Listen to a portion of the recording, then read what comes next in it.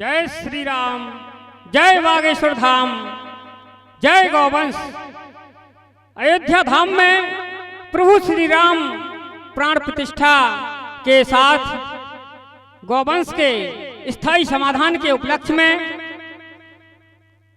साथियों नए वर्ष 2024 का एवं मकर संक्रांति पर्व एवं प्रभु श्री राम लला प्राण प्रतिष्ठा एवं आप सभी साधु संतों, ऋषि मुनियों, धर्माचार्यों और धार्मिक स्थलों के चरणों में कोटि कोटि नमन और आप सभी देशवासियों को कोटि कोटि प्रणाम और मंगल कामनाएं।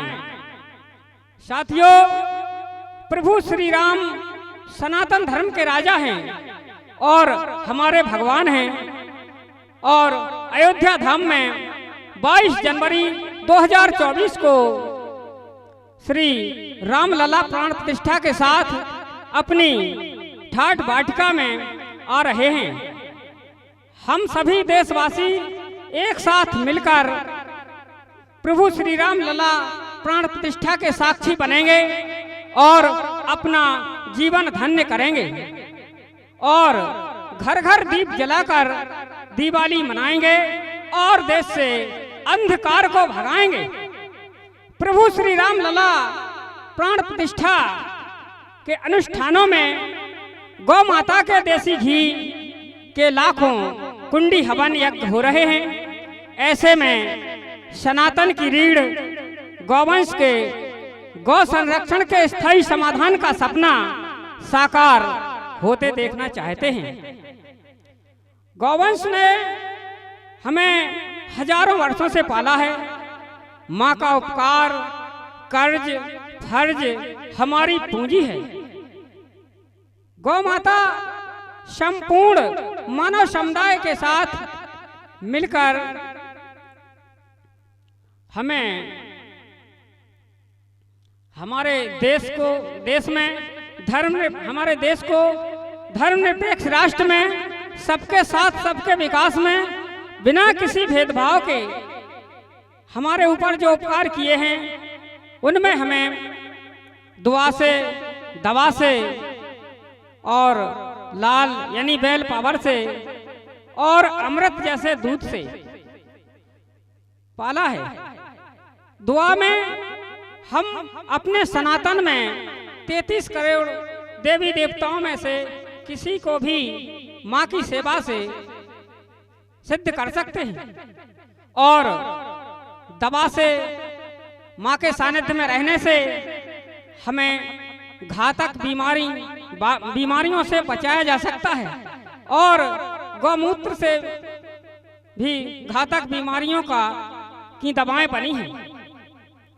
माँ के लाल यानी बेल पावर से जिनने हमारा हजारों साल से असली अन्नदाता का साथ निभाया है और हमें धन धान्य बनाया है और हमारा देश कृषि प्रधान बना है। और माँ के दूध की, अमृत जैसे दूध की तो बात ही अलग है। देश को बल, विद्या और बुद्धि से आधुनिक भारत के निर्माण में भूमिका निभाई। देश में देशी शक्ति के द्वारा ही हमारा देश समृद्धशाली बना। माँ के दूध की जरूरत हमें बचपन से अंतिम सांस तक रहती है। माँ के दूध से देश में जवान और किसान, एथलीट, वैज्ञानिक और माँ के दूध की चाय से कोई चाय वाले से प्रधानमंत्री तक बन जाएं, तो ऐसे में हम सभी देशवासियों और देश के चौथे स्तंभ सोशल मीडिया से ये पूछना चाहते हैं कि गौवंश के स्थायी समाधान के सपने को साकार कराने का संवाद मोदी जी के साथ होना चाहिए या नहीं, क्योंकि देश राष्ट्रीय समस्याओं से जूझ रहा है। गौ माता ने हमें जवान और किसान के रूप में दो शक्तियां हमें हमारे बीच में देश के लिए जो दी हैं, उनमें जवान उसी माँ के दूध से आज अपनी मातृभूमि की रक्षा के लिए किसी भी कठिन से कठिन परिस्थिति में अपने हंसते हंसते जान भी दे रहे हैं और माँ की रक्षा कर रहे हैं, अपनी मातृभूमि की रक्षा कर रहे हैं। किसान ने आधुनिकता की चकाचौंध में गौवंश की सेवा और सुरक्षा में बहुत भारी चूक कर दी है, जिससे भारत में राष्ट्रीय समस्याएं फल फूल रही हैं, जैसे फसल संरक्षण की समस्या, रोड की समस्या, बाजार की समस्या, पर्यावरण की समस्या, धर्म से जुड़ी गौ माता पर प्रश्न चिन्ह, मानवता पर प्रश्न चिन्ह इत्यादि समस्याएं फल फूल रही हैं। साथियों, गौवंश भीषण कठिनाइयों से जूझ रहा है, जिसे हम शब्दों में बयान नहीं कर सकते हैं, जिसका देश गवाह है। गौवंश के विनाश के कई कारण हैं, जैसे बिन मौसम बरसात से, कड़कती सर्दी से, भूख से, प्यास से, भीड़ में, एक्सीडेंटों में वो माँ एक एक तिनके के लिए तड़प रही है और इस सबका देश गवाह है।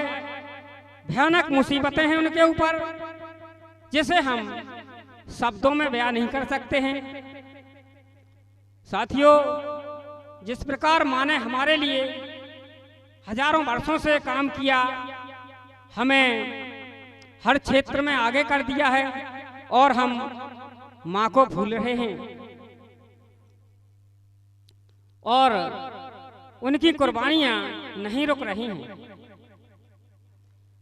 सरकार ने भी हजारों करोड़ रुपया खर्च करने के बाद भी गौवंश आज मुसीबत में है और किसान का टूटा साथ जुड़ नहीं पा रहा है। साथियों, गौवंश के स्थायी समाधान का सपना साकार होते ही गौवंश और गरीब की जय जय हो जाएगी, ये बात मैं गारंटी से बोल रहा हूं कि गौ संरक्षण के स्थायी समाधान का सपना साकार होगा और भारत की समस्याएं छूमंतर हो जाएंगी। इन्हीं शब्दों के साथ गौ संरक्षण के स्थायी समाधान का सपना साकार कराना है और भारत हिंदू राष्ट्र के साथ विश्व बचाना है। जय हिंद, जय भारत, जय गौवंश।